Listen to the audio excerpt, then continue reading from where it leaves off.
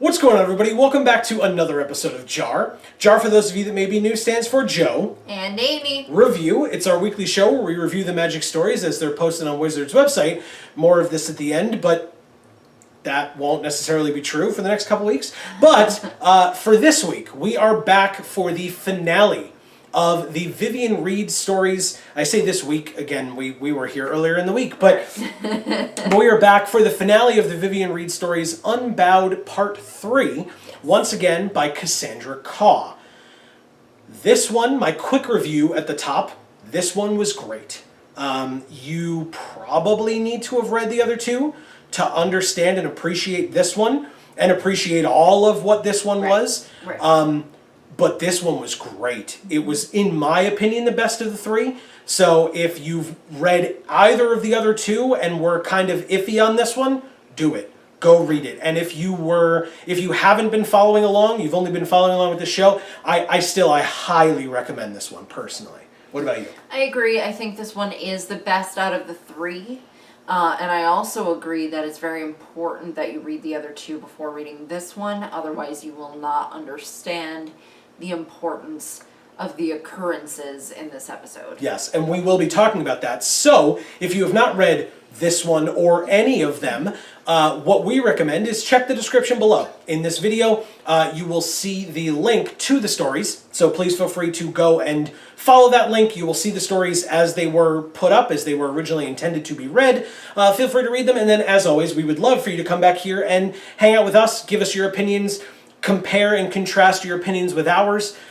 That's what we're here for, because as we always say, we review, we do not summarize. So, on to the full review itself. This was great. It was so good, and it closed the story that started in the beginning. I mean, it flowed so nicely. You had so many amazing moments in this one. I don't even, I mean, obviously I have stuff written down, right, that it started with the demonstration of how the arc bow worked, because that's what the Baron wanted to know from Vivien, right, was how the arc bow worked. So she described it to him.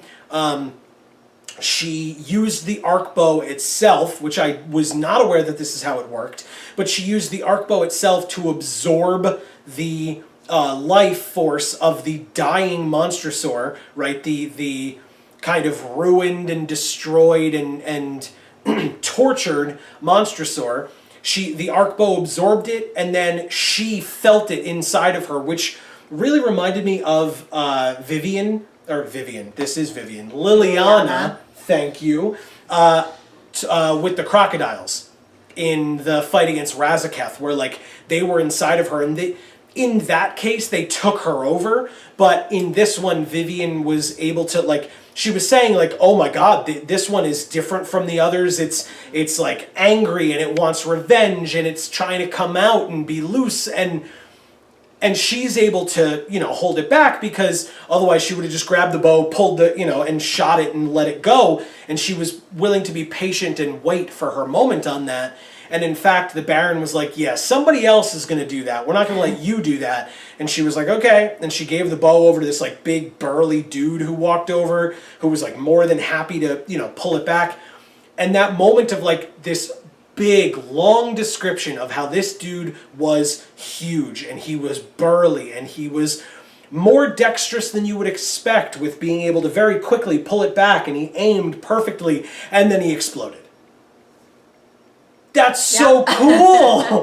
That's so cool, because I feel, again, right, for me, and maybe people disagree, but I feel in the magic stories, at least, when I see something that I can recall back to things that I've seen in other forms of popular culture, movies or television, and it gives me that image in my mind of if this were a TV show or if this were a movie, that guy would come in from behind a closed door, and he would tromp in, right? He would have boom, boom, big footfalls. Everybody would step back and give him plenty of room as he walked over and was super imposing, takes the arc bow out of her hand, and then just quickly is able to spin it around or something like that, and just quickly pull it back, and all of that setup, and then he just explodes.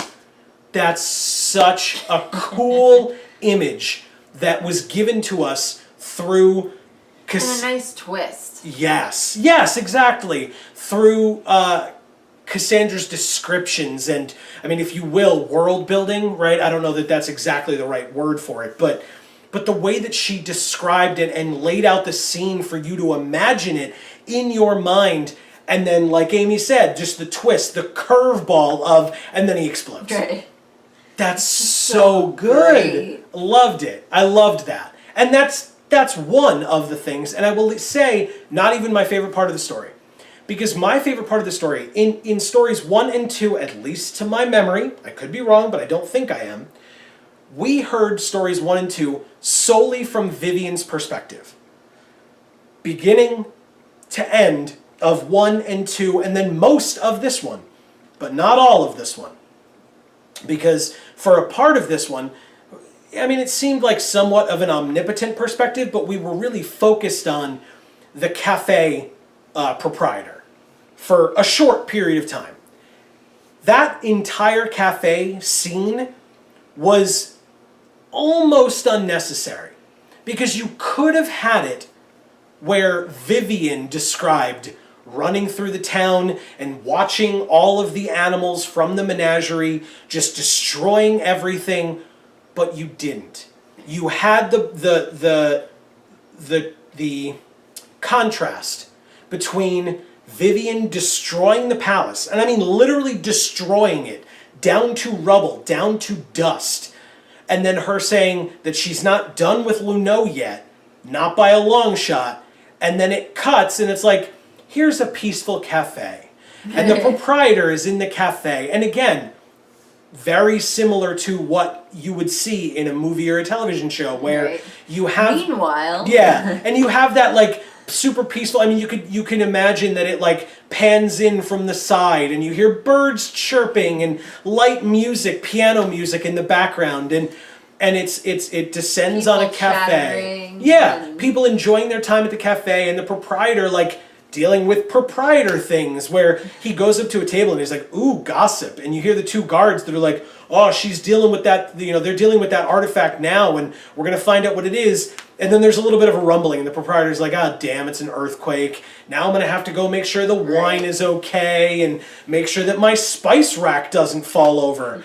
Hilarious, because we know that that's not an earthquake, but he doesn't. We also know that at that point, you're not going to give a rat's anything about your spice rack. Yep. Yeah, that's gonna, your priorities are gonna change real fast. Yeah. Because at first you're like, ooh, gossip, and then you're like, oh, my spice rack and my wine, and you know, these two guys are like, oh man, but with the arc bow, we're gonna be out of a job. It's like, no, you're gonna be out of a town. Right. Like they're gonna repurpose you. You're gonna be out of a life, dude. They're gonna repurpose you as an artifact or a carpenter, or an architect or a carpenter. That's really all that I can see is going to happen if you survive. Right. Because then it's like, oh no, that rumbling is now something that we can't ignore anymore because it is not an earthquake. And then they give you, like so you don't need those two guys talking about the arc bow. We already know that it's gone, but it was such a nice little moment of like tranquility before just the rush of chaos just comes back in again. And you have that moment. Even with the knowledge of the stampede is here, you have that moment of the proprietor being like, I remember back in my youth, and they would let raptors loose in the streets, and it was like, again, totally not necessary, but my God, to be able to draw out that moment because we knew it was coming, but to be able to draw it out where you're like, this is what's going to happen, we know this is what's going to happen, and I guess I could imagine some people being like, oh, get on with it. I was not that guy. Yeah. I was like, yes, keep going. This is great. I loved it. I really, really loved it. That's definitely my favorite part of this story, was just the weird cut to the cafe and just the light, fun descriptions before the proprietor is like, he's like laughing kind of insanely because he realizes what's going on, that the whole town is being destroyed, and then he looks up And now with all these little things that were coming through, and I mean little in a relative sense, because they weren't little. They were 3 times larger than they were supposed to be. But then there's the moment of the Monstrosaurs. The 2 Monstrosaurs coming through, and he says the new breeding pair to replace the old. And we heard about them in the first story with Frederick when he was explaining it to Vivien that they had a breeding pair and it didn't work out and they died and they were displayed in the menagerie like all the other dead bodies of the almost extinct species or the actually extinct species. And now you have a new pair of Monstrosaur. And on top of the female Monstrosaur, Vivien. Just that image of just Vivien riding on the top of a Monstrosaur as being probably one of the last things that proprietor sees as this stampede comes through, and he mentions like the bigger dinos are tearing a path through the town, like all the littler ones are following the pathways and the streets or whatever, and the bigger dinos are not. They are making their own path. That in no way sounds like what they might do. So good. I feel like I am just gushing here. I'm so sorry. I don't have a lot to say. I think because it was a really good story, and I think it it spoke for itself in a lot of ways. I mean, all I'm doing are highlighting the best points, which I guess like hypocritically borders on a summary, but it's really not, because it's just me being like, and then this part was cool, and then this part, For me, I think my favorite parts were the little lines here and there where you were like, okay, I think that was comedic, but it like almost wasn't. And the fact that there were a lot of those made it kind of deliberate and awesome. Yeah, agreed. That was my favorite part, I think. Just those little tidbits that almost seem serious, but were actually funny. Yeah. And then, I mean, before we talk about the ending, because the ending was really cool, just before the ending, this was a 3-part story, and we will go over the totality of them and how they worked next week, since, as we'll talk about at the end, we're going to need some content. So we will have more stuff to talk about this coming Thursday, but for now, I want to say that the beginning of the first story started with Vivien on a boat with Frederick. And in that boat, or under that boat, was a Brontodon. And then at the end of this third story, there was a Brontodon. And there was Vivien talking about that Brontodon. And she said to herself, is that the same one? I'm not sure. But if not, maybe it'll find another Brontodon in the woods, in the forest now. And they'll become a breeding pair. How about that? Yeah, except for themselves and not for the weird, dead now rich people in the palace. Yeah. F them. Well, and she did. She effed up that palace good. And seemingly they're all dead now. Right? I mean, maybe some of them were able to scatter out like roaches. What a loss that was.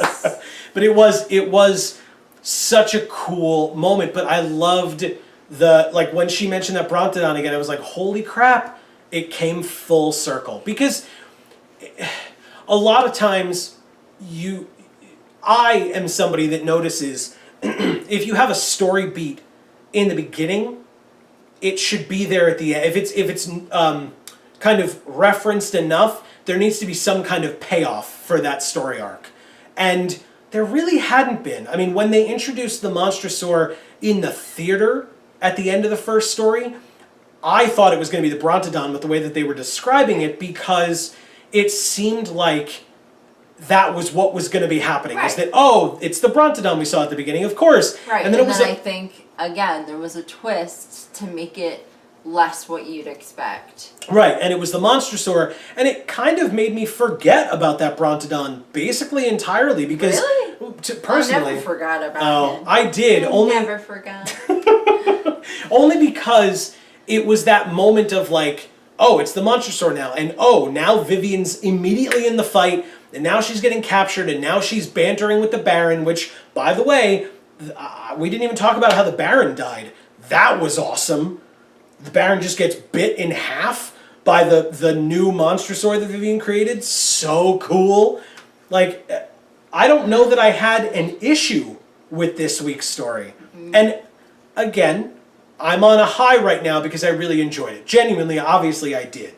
So please don't hesitate if you found a fault or if you found a misstep and you want to point it out, please do so. I would love to step back and like try to critically see. And I personally, I couldn't find anything, and I don't want to only look at things through rose-colored glasses. Give me your nitpicks, even if they're little. If they're like, oh, well, this one section didn't really, I'd love it. I love that always. Like, positives and negatives, right? If I'm negative on a story, I want to hear your positives. And if I'm positive on a story, I want to hear your negatives because I want to be able to contrast it with something, with someone else's opinion. So, for me, I think the parts that I didn't love quite so much were one of the same issues that we had with the first story, which was there was a couple of parts where it was kind of hard to follow.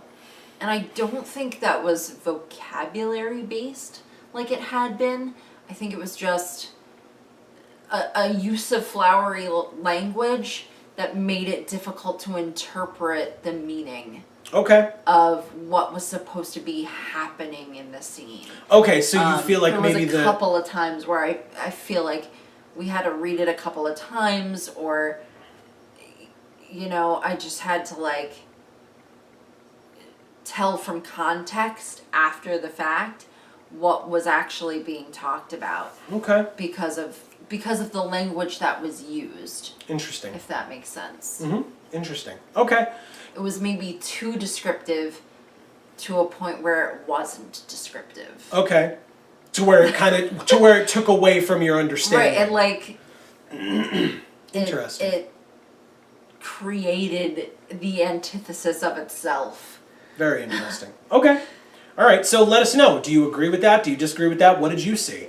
Like I said, I loved the Brontodon thing where it came full circle, but also the ending.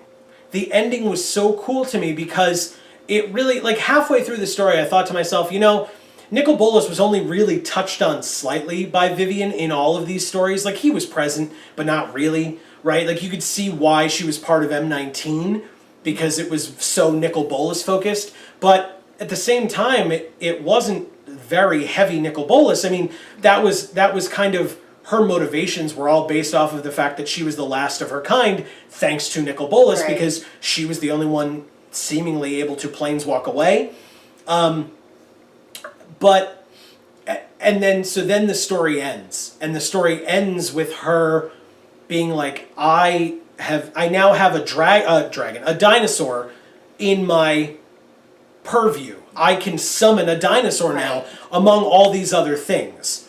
But you know what would be better? If I could summon a dragon. If I could, because then she would be able to internalize that dragon's thoughts and feelings the same way that she did with the Monstrosaur. And I think she thinks that would help her against Nicol Bolas. Right. And so she said, there are smaller, lesser, weaker dragons than him, so let me go find them. And I thought to myself, oh, a world of dragons. Sounds like she's going back to Tarkir. That would be a cool full circle with the M19 stories.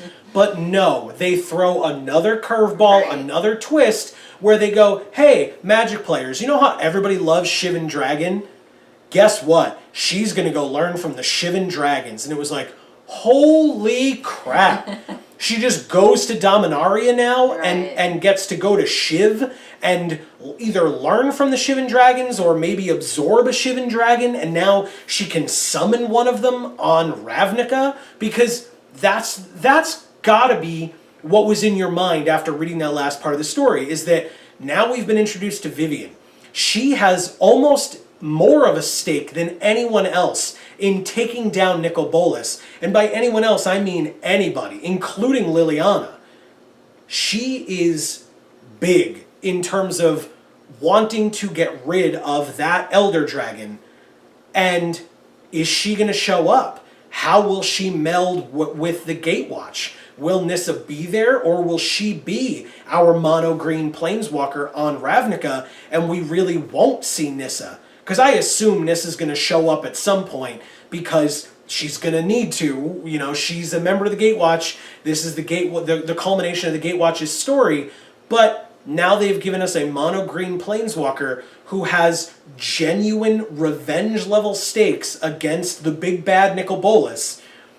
I'm interested. I'm kind of hoping Nissa will not show up. I'm kind of hoping that she will just find something cooler to do. Well, she did go back to Zendikar to try to continue to rebuild her plane after the devastation of the Eldrazi, which is definitely important. Don't get me wrong, but... Wait, wasn't Shiv the one that got phased out? And then phased back in, which Teferi lost his spark for. Okay. That was when the mending happened, was when Teferi brought Shiv back in, because it was, he was basically using Shiv, but, sorry, short answer, yes, you are correct, it is the one that got phased out, sorry. But well, no, because I was thinking it was the one that was still not phased back in. That's Zalfir. Right. So okay. Shiv is the one that got phased out. I was going to say, if she found Shiv, holy crap, because it's missing. Right. No, Shiv got phased out, and then Teferi, in order to practice on something to get him ready to phase Zalfir back in, he practiced on phasing Shiv back in, succeeded but lost his spark in the process, and so now Shiv is back, Zalfir is not, and Teferi only just regained his spark in the Dominaria stories, so... maybe finally he'll be able to find Zalfir and bring it back, but who knows? Depending on how this story on Ravnica plays out, since he's currently on Ravnica with the Gatewatch. Minus Liliana. Despite the fact that he spent so many years only caring about that one thing, he decided to go and help out on Ravnica instead. It's almost like the Dominaria stories were a little weird and inconsistent as compared to others. We won't go there right now. But honestly, I mean sincerely, right? Like that was there were some problems there, and we talked those over, and we will have. Regardless, that's not this episode. No, we will have more information on that in the weeks to come, I'm sure. But that's the Vivien Reid stories. I don't really have much else. This was great. The first story was good. The second story was, what did we say, not as good? I enjoyed it. You did not as much. But we both agree that this one was great. And I think we'll do a little bit more of the meta discussion next week or on Thursday for all of you to kind of talk about what we think went right, what we think went wrong, how things are working out, etc.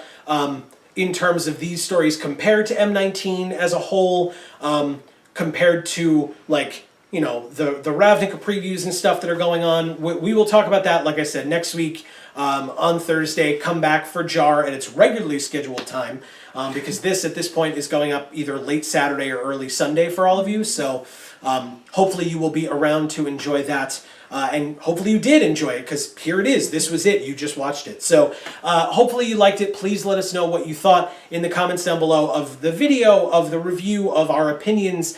Give us yours. All of that is examples of you showing off your... Hashtag Vorthos Pride. That's right. For the last time for the Vivien Reid stories, and seemingly for M19, although, like we said, we'll do a wrap-up next week. So thank you guys so much for watching. You can do the subscribe and the other videos and all that fun jazz at the end, like you do. But thank you all so much for watching. This has been another episode of JaAR here on Geek for All. I have been Joe. And I'm Amy. And as we always say, in whichever video of ours you watch next, we will see you all next time. Thanks, everybody.